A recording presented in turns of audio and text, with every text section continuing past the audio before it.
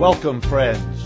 This is Economic Update, a weekly report to you about the economic events and movements and trends that shape our lives, our incomes, our jobs, our debts, our futures, the costs of educating our children, all of that. I'm your host, Richard Wolff. I've been a professor of economics all my adult life at several universities, and currently I teach at the New School University in New York City.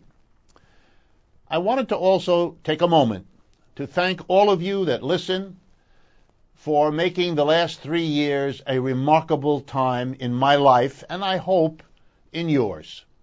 This is the 3rd anniversary of the beginning of this program. We started very modestly, thanks to the invitation of WBAI in New York City, and now we come to you on radio stations across the United States, from San Francisco and Los Angeles in California, all the way back to New York, from Peoria, Illinois in the north, to Tampa, Florida, and Houston, Texas, and Santa Fe, New Mexico, in the southern parts of our country. It is a very gratifying experience, made even more so by now beginning television broadcasting of this program on MNN, Manhattan Neighborhood Network, in Manhattan in New York City, and hopefully branching beyond that as well. It is extraordinary what has happened. The interest in this kind of work is simply exploding. And so I want to thank you for all the emails you've sent, all the encouragement, and all the support. And the growing audience is the best compliment I can get. I also want to thank truthout.org, which regularly sends out this program as well to hundreds of thousands of its subscribers across the United States.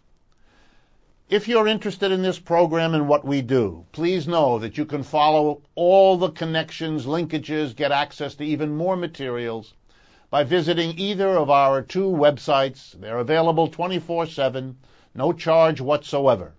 The first one is rdwolff, W-O-L-F-F, rdwolff.com, and the other one is democracyatwork.info.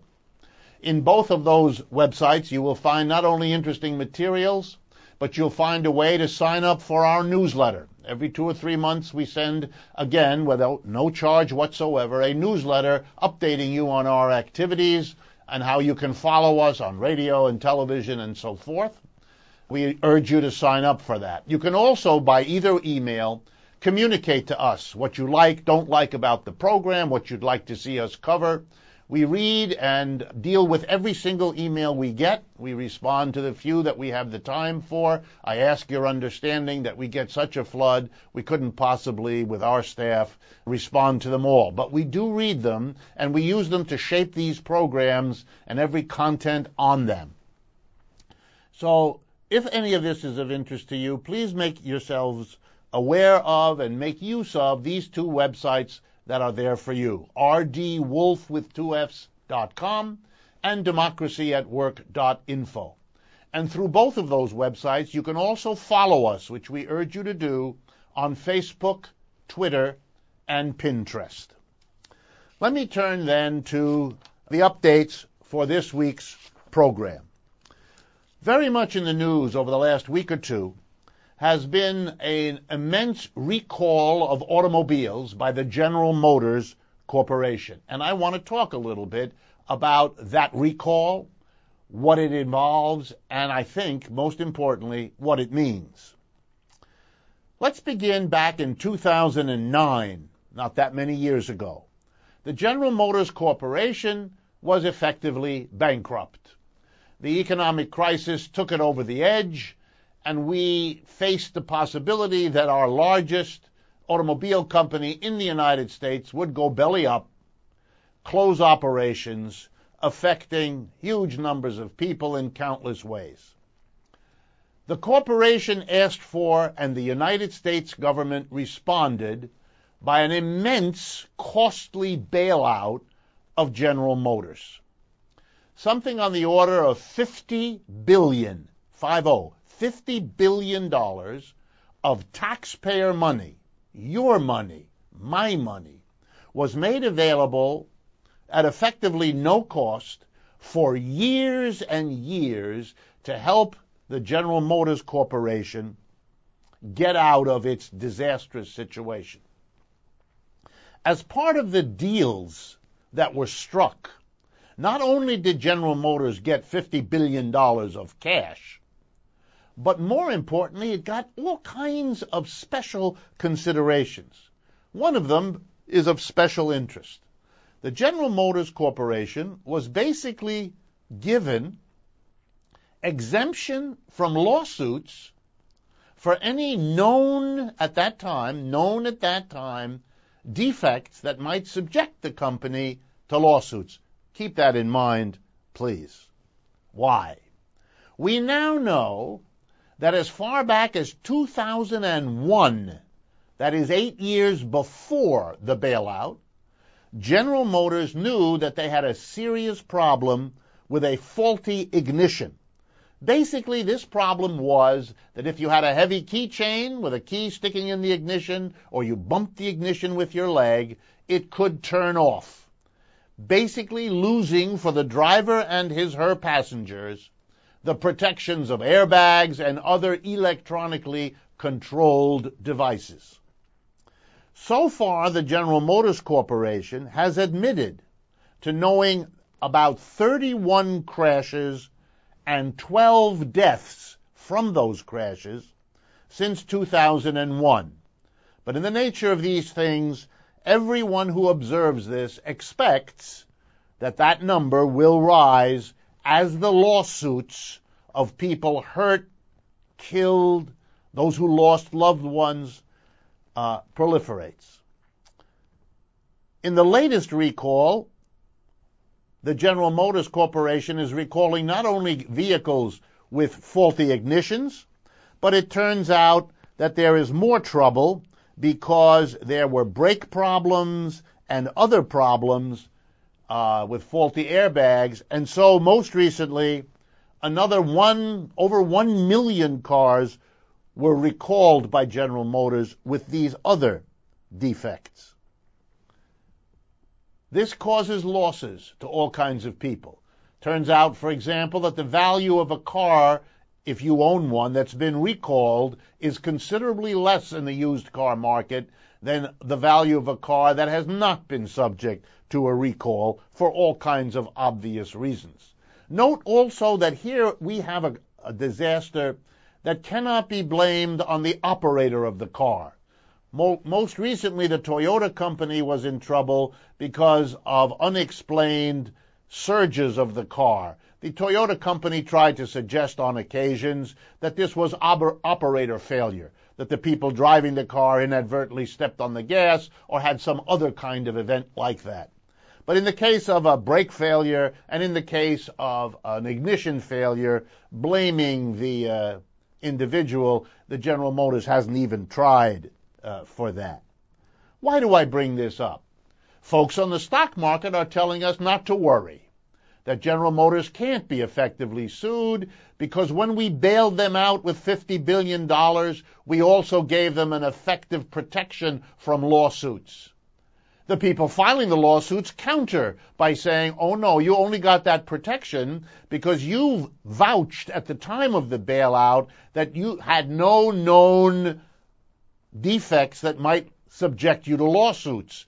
But you now admit you knew well before 2009 that there were defects, that there had been crashes and deaths, and that you were certainly subject to likely lawsuits, which have now become a reality. How is General Motors dealing with this problem? Well, here I rely particularly on a story in the Bloomberg Business Week website, March 18th, by one Paul Barrett. The problem here is the following: that General Motors has a new chairperson, Mary Barra. It's the first woman chairperson in the company's history.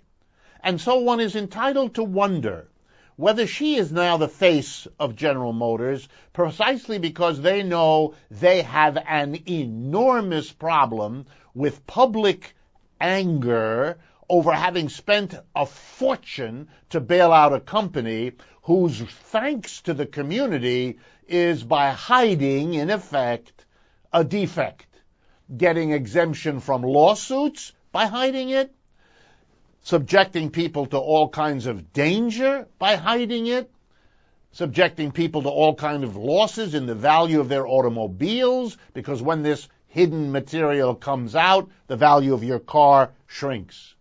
The response of the new chief at General Motors, Mary Barra, who, by the way, was an engineer before, occupied for many years a very high position in General Motors. She says she knew nothing about it.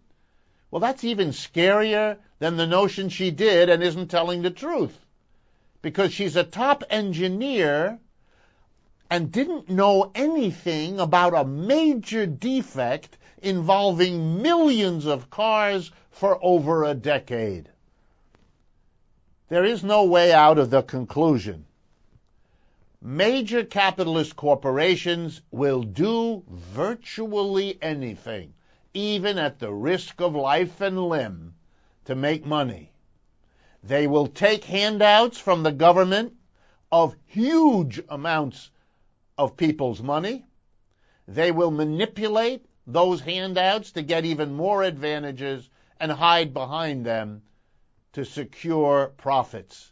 There is something fundamentally wrong in a system that presents this kind of story in one variation or another so often for so long a time. The second update I want to bring you, I want to thank Jesse Vaught of Portland, New York, who brought this to my attention. And when I get interesting information from my listeners or viewers, I would like to be able to thank you. So if you're willing to let me do that, please let me know. Jesse Vaught did so. The Los Angeles Times on the 13th of March carried a story by Kenneth Weiss. It was about women working in the garment factories of Bangladesh, a country on the other side of the world in Asia. It's a country about which Americans generally know very little, but it's a very important country in many ways. First, it's got a very big population, half that of the United States. So this is a country half as big as the United States, which makes it bigger than most countries in the world. Number two, it produces an enormous portion of the garments worn in the United States, in Europe, and other parts of the world. It is a major producer of clothing. Indeed, in Bangladesh, the survey that the Los Angeles Times made covered 5,600 factories employing 4 million workers. Garment district, the garment section of the industry in Bangladesh. 90% of these workers are women. Bangladesh women producing the clothing for so many of the folks in North America and Western Europe and other parts of the world. How much did the woman featured in the Los Angeles Times story, how much did she work? Well, she worked 52 weeks of the year, and we're assuming about 40 hours a week. She got paid for that $20 per week, or $1,040 per year. Half of that money she sent back to her family living in the rural parts of Bangladesh. She recently participated in demonstrations in Dhaka and other parts of Bangladesh of garment workers who were successful in raising their minimum wage to $68 a month, which works out to 33 cents an hour for a typical worker. Why do I tell you this? For several reasons. I want us to understand what the conditions are in the places that now make the basic goods and services we in the West buy. 33 cents an hour, half of which these women workers send back to support their families in the places they came from. This is an unspeakable condition of life. They are crowded in tenements that are unsafe and unlivable. They cannot take care of their basic medical needs, personal hygiene, and so on. They live an extraordinarily difficult life. But they are making possible enormous profits. Clothing made there is very cheap because the workers aren't paid. It is shipped back to Europe and North America, where it sells for a hefty price, even if it looks like a discount to us, generating enormous profits that are shared between the local capitalists in Bangladesh and the big importers of clothing and the department stores that sell you that stuff here in the United States or in Western Europe. It is therefore part of the movement of capitalism away from North America and Western Europe, which is why we have such high unemployment, such deteriorating job conditions. And those capitalists are making a fortune as our situation deteriorates by being able to exploit workers like those in Bangladesh. It is something to think long and hard about that an economic system works this way, that we're told to be glad about the profitability of the companies doing this and not to think about what it means both for the workers in Bangladesh and for those unemployed in the West. The third update for today is in some ways the one I found most striking. And this comes from a dispatch from Reuters, the international news service, dated March 14. And this is a report based on a banking overview consultancy, a company that keeps track of what's happening in banks. And here's what they report, as reported by the Reuters news service. 4 American companies have had to provide documents which this watchdog group looked at and Reuters verified. Apple, Microsoft, Google, and Cisco. Together, they have avoided paying taxes on something on the order of $250 billion of profits those corporations made. And under the existing law, if they don't bring those profits back to the United States, they don't have to pay taxes. So keep that in mind. They keep these monies in foreign bank accounts, the one in Reuters being based in Britain. Their research is particularly focused on money kept in British banks, but not only there.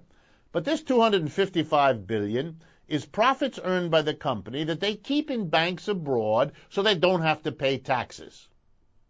But obviously, by getting out of paying taxes, these already very profitable, rich, growing companies, kind of the model companies of American capitalism these days, Apple, Microsoft, Google, and Cisco, by them keeping money out there, they're depriving the United States Treasury of hundreds of billions, if you add it up over the years, of taxes. And that plunges the federal government in Washington into a dilemma. They need money to operate. What do? Well, they cut a good bit of what they do, but what they mostly do is borrow the money because they can't get the taxes. So the Treasury borrows money. Now, here comes the really good part. Who lends the government money? Who buys the Treasury securities, which is the way the federal government buys money? It prints these securities, and then it sells them to people. People give the government money, they get a security, and the security is like an IOU. It's the federal government saying, we'll pay you back the money with interest while you wait, because we have to borrow from you like that, since we don't have enough taxes to do what the federal government is committed to do, whether that be providing for highways and roads, to fighting wars, to making loans to students, whatever. So here's the beautiful part of this, if you have a sense of beauty that has a tinge of irony in it. One of the things Apple, Microsoft, Google, and Cisco do with the money they save from paying taxes to Uncle Sam on the profits they earned is they lend the money to Uncle Sam. They buy those Treasury securities. Most recently, $124 billion worth of them. So let's see, make sure everybody gets this. Those companies don't pay the taxes that they ought to on the profits they earn, a good part of them. They put that money in banks, but to earn more money than they get by putting the money in the bank, they lend the money to the government. So by not paying the government taxes, they force the government, in effect, to borrow. Then they say, hello, I'm here, borrow from me. And in that way, by not paying taxes, they get to lend the government money, meaning that not only do they deprive the government of taxes, but they drain the government of its money by requiring the government to pay interest on the money borrowed from the same four companies that didn't pay their taxes. This would, in any other kind of business, be called a hustle, because that's what it is. We get to be deprived of the taxes we need while having to pay interest on top of that indignity to the people who've avoided paying the taxes. Extraordinary. I want to turn now to the first of our more major discussions in the remaining first half of the program today. And this one has to do with the relationship between unequal distribution of income on the one hand and how long we live, longevity, on the other. I was struck by a story in the New York Times on March 16th devoted to this topic and based on very careful statistical research. This research plotted for every county in the 50 states of the United States, so for the entire population of this country, it plotted what was the median family income in each county. In other words, what was that level of income that had 50% of the people of the county living at a lower family income and 50% at a higher family income for all the counties. And together, this statistical survey also asked for each county not only what was the median income, but what was the average length of life of the population as a whole and of men and women looked at separately. And the idea was to get a notion of whether there was any relationship that could be seen statistically between the level of income families enjoyed and how long they lived. And the results, as published in the New York Times, were unambiguous and crystal clear.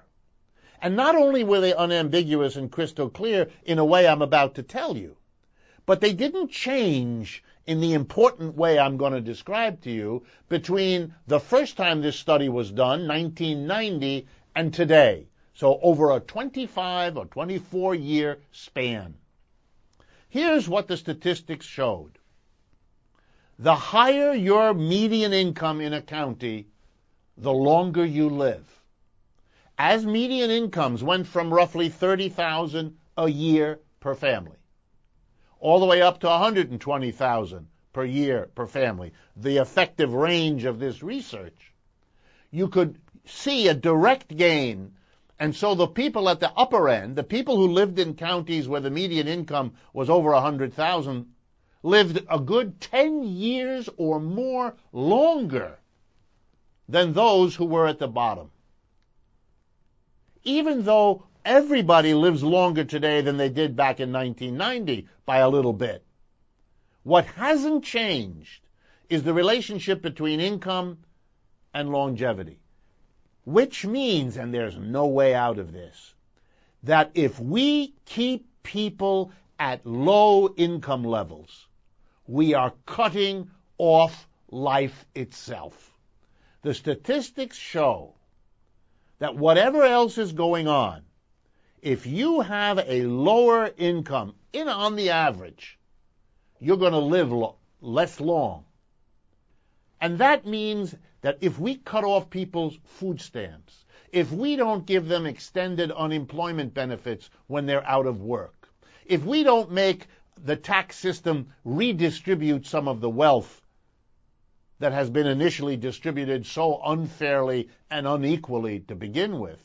In other words, if we don't take one or another of the steps needed, raising the minimum wage, providing government jobs if the private sector either won't provide you with a job or won't provide you with one at a decent livable income. If we don't do that, we are effectively condemning those at the bottom, and we're talking millions and millions of families.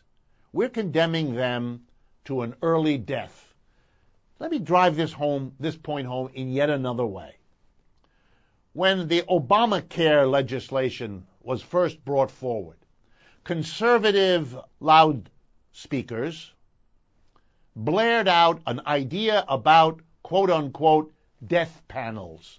Here the idea, which was a twisting of what the law actually did, said, well, we're going to have to deal with the fact that the overwhelming bulk of medical care is required by people in the last months and years of their lives, and we have to take into account that if we are going to economize on health care, we have to deal with what that might mean for those folks.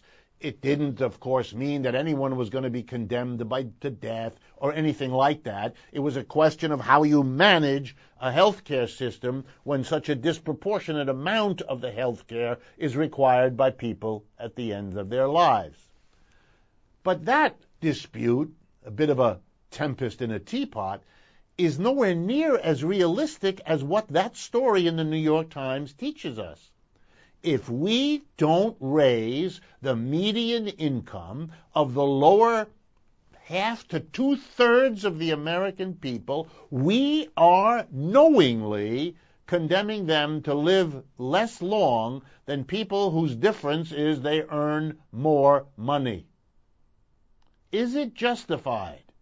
Is it justifiable to give you time on this earth according to the amount of money you earn, independent of whether that money comes from assets you inherited from wealthy relatives, from the luck of where you went to school, from your own capability, from the incidence of illness, divorce, or anything else that can happen to anyone? Are we going to make it a situation where you are, in fact, condemned to an earlier death than you ought to be? Obamacare didn't have that result. That was hype. But our refusal to deal with the inequality in our society does have the effect of condemning our population as a whole to a reality that the New York Times shows has not changed, not since 1990, not in the last 25 years, and I am quite confident that if the research were extended further back, it would only reinforce the point. Inequality kills. People are losing years of life for themselves, their loved ones, and those dependent on them because they are kept at levels of income that come out of the kind of salary you get at Walmart or McDonald's or countless other employers that pay so little that you're condemned to be in that group that is in effect told they're not allowed to live as long as the other folks in the society that have a higher income. I doubt very much that such a situation, which, by the way, has survived in the United States over the last 24 years, despite all the programs we were supposed to believe made such a thing a matter of the past. Didn't work. Every effort to improve that situation didn't work. Our No Child Left Behind educational reforms didn't change this. Our alternate diets didn't change this. Our government programs didn't change this. Built into our society is a relationship between the income you get and the length of life you get to enjoy. And a society that can't get around that better deal with it. Better make it no longer the case that some of us earn way less than others of us, because it is not fair and it is dangerous to the length of your life. Please stay with me as we take our usual short break. This is Richard Wolff. This is Economic Update, and I'll be back with you in a matter of seconds. Welcome back. This is Richard Wolff. This is Economic Update. I want to remind you again that we maintain two websites where you can pursue whatever interests you on these programs, see a great deal of additional material, communicate to us, and also follow us by a simple click on Facebook, Twitter, and Pinterest. The two website addresses are these: rdwolff with two F's.com, rdwolff.com, and the second one, democracyatwork.info. A further thought, on both those websites you can sign up at no cost for our regular newsletter. And every 2 or 3 months you will get a communication from us via email with some of the recent activities we're doing that you can pursue or not as your preference dictates.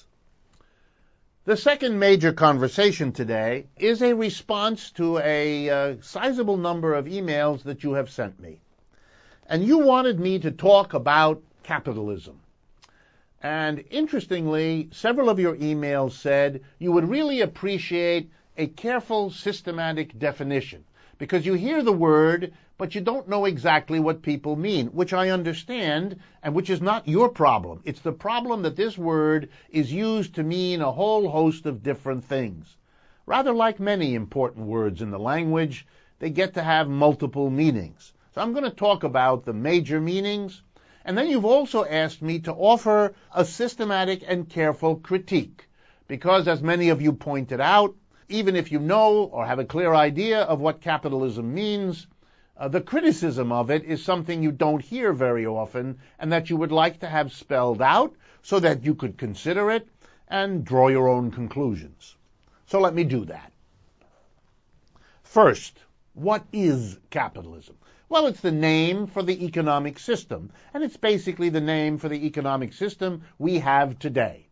Capitalism is generally dated back to around the 18th century, where it began in England, which is not to say that there weren't examples of capitalism back earlier in history, but 18th century England is when capitalism becomes the dominant economic system for a whole society, for a whole country. And from England it spread first to Western Europe, and from there to North America, and eventually to the whole world. Whereas today you can say that the whole world is predominantly organized in a capitalist way.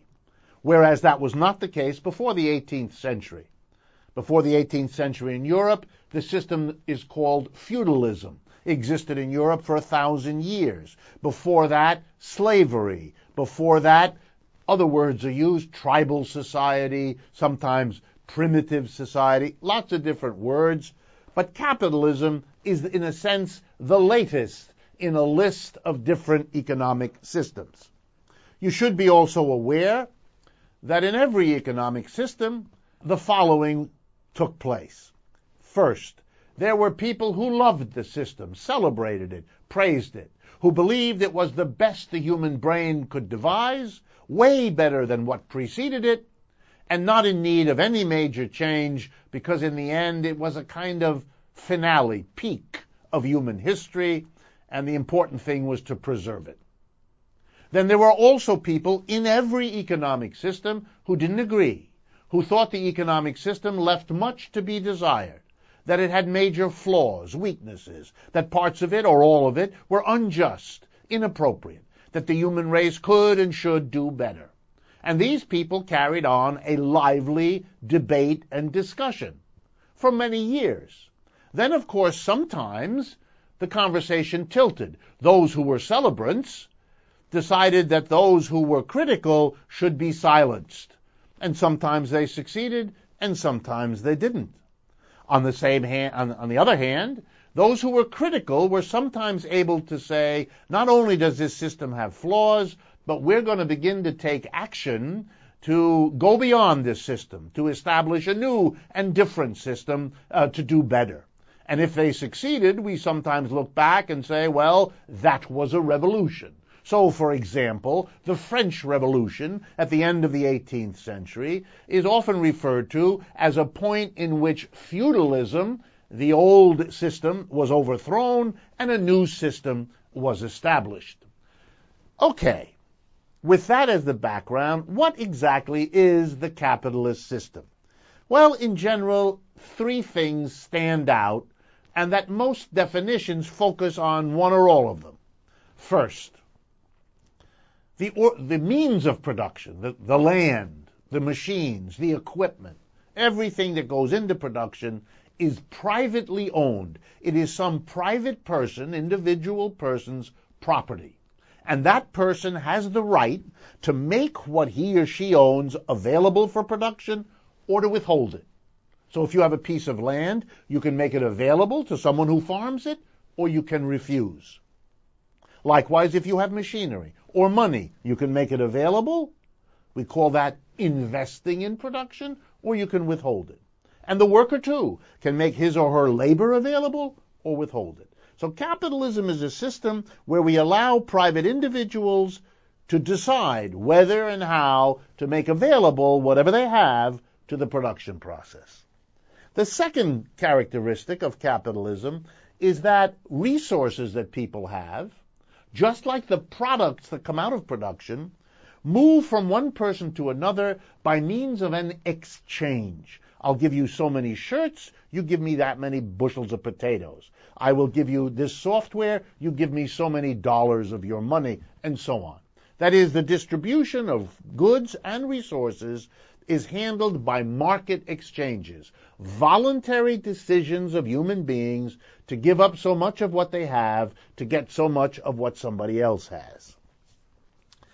So capitalism is most often defined as private property in the means of production and market exchange as the mechanism of distributing productive resources and outputs. Some people stop there. For them, capitalism is private ownership and markets. And in the last 100 years, capitalism has been challenged mostly by a system called socialism. And the difference of socialism, generally discussed, is that you don't have private ownership, you have government ownership. That is, the factories, the money, the machines, the land is taken over by the government in the name of the whole people. The property is socialized, or sometimes the word is used, nationalized. And it's then the job of the government to make the decisions of what part of it, of all that it owns, tools, equipment, factories, land, to make it available for what kind of production under what conditions. So we socialize the means of production, which is one of the reasons it's called socialism. And the other thing that socialism does that's different from capitalism, it doesn't allow markets to be the way goods and services are distributed, or at least it doesn't allow only markets to do that. It also superimposes on markets, or sometimes displaces markets, and substitutes planning. Government officials will move the resources from here to there, will take the output of shirts and distribute them to these stores in these places, attaching these prices. In other words, you have more planning by the government rather than markets, just like you have more social ownership of the means of production rather than private ownership. So we've had 100 years of struggle between capitalism, a system of private ownership and markets, versus socialism, a system of social ownership and planning. But the definition of capitalism has also been extended by many, myself included, to include something that we believe is at least as important as who owns the means of production and what mechanism is used to move resources and products around the society from the producers of them to the consumers of them. And what we focus on is the organization of production. How is the production of goods and services that we all depend on to live, clothing, shelter, food, and so on, how is that organized? In capitalism, a tiny group of people, the entrepreneur, the board of directors of a corporation, the major shareholders, the few people who own the deciding portions of an enterprise, they make the decisions. They alone decide what to produce, how to produce, where to produce, and what to do with the profits that everybody helps to produce. All the workers that come to work, that are hired by the board of directors and the major shareholders and so on, hired by the employer. The employers are small in number, the employees are large. The large number, the employees, depend on the decisions made by a few. If they decide, you live with it. If they decide to close the factory, you have no job. If they decide to use a dangerous technology, you either have to breathe that air or quit and look for another job. If they decide to take the profits that you and your labor helped to produce and use it to pay big dividends to shareholders and big salary packages to top executives, their decision governs.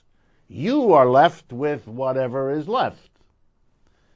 Okay, that situation isn't the only way to organize production. So there's an alternative. Here's the alternative.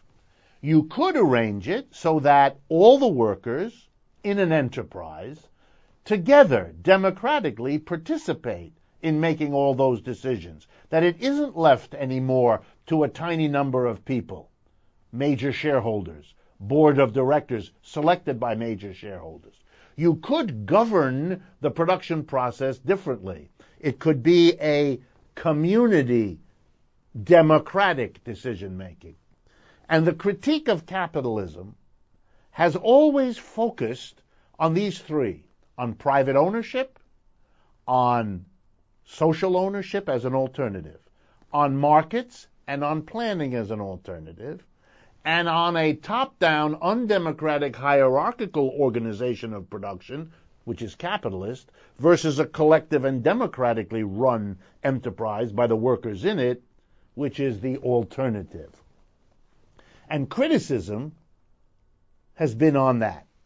So let me begin, and we won't finish it today, and we'll carry it over a little bit more. The subject of a critique of capitalism is certainly important because we want to be a healthy society. And in a healthy society, the critics of the economic system we live under have to be heard and have to be encouraged so that we can compare those who celebrate it and the reasons they give, and those who criticize and the reasons they give. It is an unhealthy society that bans either one. It's an unhealthy society that is too afraid of exposing its system to criticism. That kind of a society is headed for trouble. And we've lived in that kind of society for the last half a century, in which the criticism of capitalism, instead of being something we want to have as a healthy society should, has attempted to be banned as somehow a brand of disloyalty, as somehow a brand of not being a good American. Clever game to play, good way to try to shut people up, but in the end we lose, because if we don't have critics, we don't identify flaws, failures, problems. And you know, if you don't identify them early, they get worse. We've talked about that. So let's begin. One of the things that's been criticized about capitalism is precisely that the ownership of the means of production, the ownership of the enterprises, is private. Why is that a problem? Well, the argument is simple. If it's privately owned, it'll be used to advance and advantage the private owner. That is, the private owner of a piece of land will use it, most of the time, in a way that's best for him or her, and not necessarily in the way that is best for the community as a whole. It's easy to give you an example. Imagine a piece of land. The piece of land could grow food for a hungry community, or it could be an open piece of land where the wealthy person who owns the land can go fox hunting, riding a horse and dressed in a lovely red outfit. Under the private ownership of the means of production, the owner of that land has the right, protected by the law, to withhold that piece of land from being made available to produce goods for people to eat, and to use it instead for his private enjoyment. That's what private ownership, private enterprise means.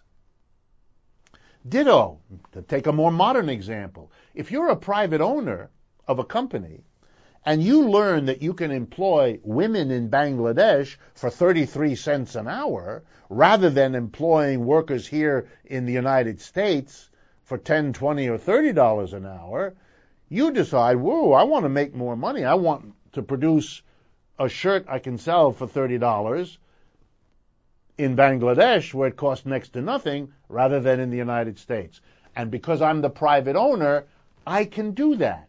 And I can make a lot of money in Bangladesh and ship the shirt back here. And I don't have any responsibilities for the American workers who lose their job. If they lose their job, their family loses their income. That means the family might economize on the children's medical care. It means that family can't pay taxes to the community in which it lives. All kinds of people will suffer because of a lost job in a clothing factory that shuts its doors in the United States and moves to Bangladesh. Now, here's a simple economic calculation. On the one hand, we put the advantage to the individual who moved his factory to Bangladesh. Let's say it's $25,000 a year extra profit for him. So he does it. Extra for me, I'm doing it, I'm making $25,000 a year more. But then we come in, we thinking people, and we measure the extra cost to society of the family whose breadwinners are of the families whose breadwinners are unemployed, of the extra burden on the community that unemployment implies, on the extra stress and mental crises of the family that lives through it. And we add up all those costs. And we can point out, because this exercise has been done and is not difficult, we can point out that the losses to society added up from the decision to move the factory are much more than $25,000. Let's say $50,000. Okay, but we live in a capitalist society, so that even though we can show that the benefit of moving to the private owner of $25,000 was less than the loss to the community as a whole, $50,000, there's nothing that can be done by the community in a capitalist system to stop it. Because in a private enterprise system with private ownership, we leave the decision where you locate production to the private owner, who will do it in his/her own interest. And so we've lost, over the last 40 years, thousands of companies and millions of jobs that way. The net loss to the American economy has been huge, and I would argue far greater than the private profit earned by those who made the moves. A critic of capitalism raises that issue and says that's a cost of capitalism that an honest society ought to debate. Is it worth it? Are the gains we think we get from private capitalism worth the losses we suffer in the example I've given you? Before we do another critique, and our time is limited, I wanted to also suggest that private enterprise leaves a very important decision to the private entrepreneur, to the individual. Here's the decision. Do I invest the money I have? I've made a good bit of money this year. Let's take a good company doing well as an example. And I need to decide whether I'm going to take my profits and invest them, grow the company, go into another business or not. And I look around and I make that decision. If I decide to invest, then the question is, where do I decide to invest? I might decide to invest in China. Then it means lots of good jobs for people in China. If I decide to invest in Australia, it means jobs in Australia. If I decide to invest in New York City, it means jobs there. In other words, the jobs, the lives, the families, the communities, the very countries around the world depend on decisions of individuals. Wow. Is that reasonable?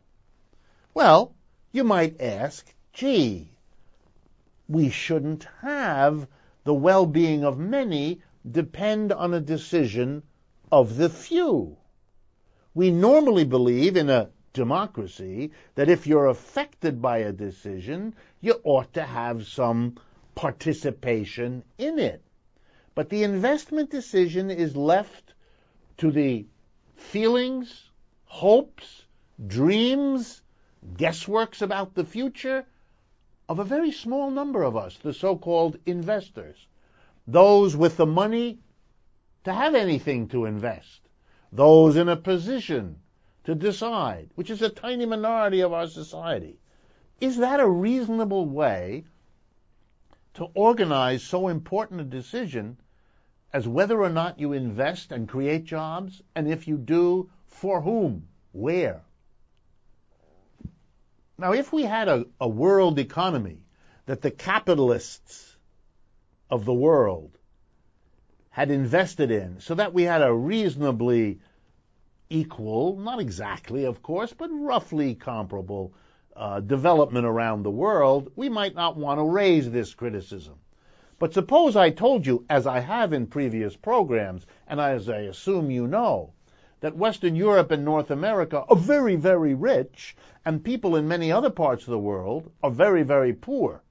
That's one of the reasons I began today with the story of Bangladesh.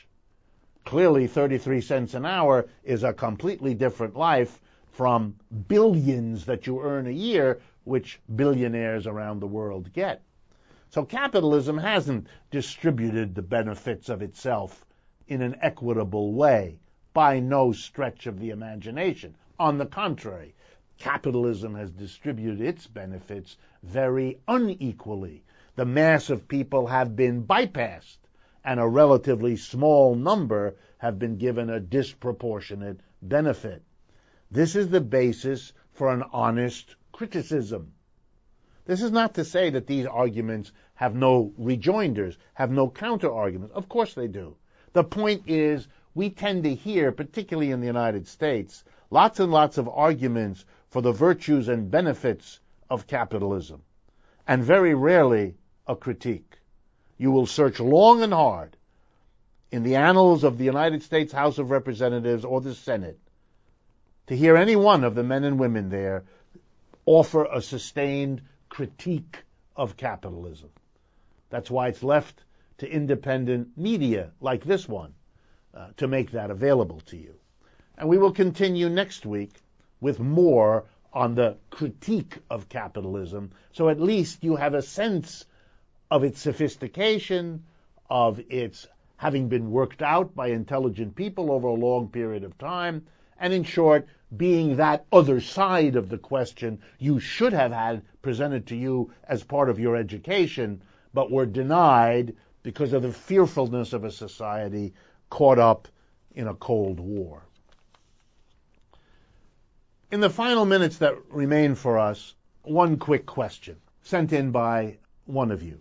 You've heard on a television program, one of you said, that investors said that they chose to invest in an economy if the spirit drove them to do that. And you wrote to me and said, is that really something like spirits? And the answer is economists have had to use words like spirits because it's kind of hard to pin down how and why investors decide when and whether to invest. You know, if a big business sees trouble coming down the road in the economy next year or the year after, they will hold back on investment. If they think that money is to be made, they'll make the investment. All of us depend, for how good the economy is, on the decision of a tiny minority. So we're very interested in what moves them. And so it's often important to understand, yes, investors invest when the spirit moves them, but what's really interesting is when do they decide not to? When do they decide to do it? And really the big question is, should we allow something as important as investment to be determined by whatever is in the minds of the relatively small number of people who control most investment? We'll pick up with that in the future. I want to thank you for being with me. This is Economic Update. I am Richard Wolff, and I hope you will enjoy coming and visiting with us next week.